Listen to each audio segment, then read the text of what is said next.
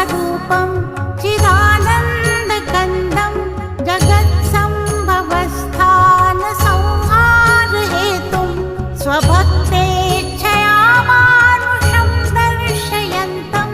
नमामीश्वरं सद्गुरुं साईनाथं भवद्ध्वान्तविध्वंसमार्तण्डमीड्यं मनोवागतीतं मुनिर्ध्यानगम्यं जगद्व्यापकं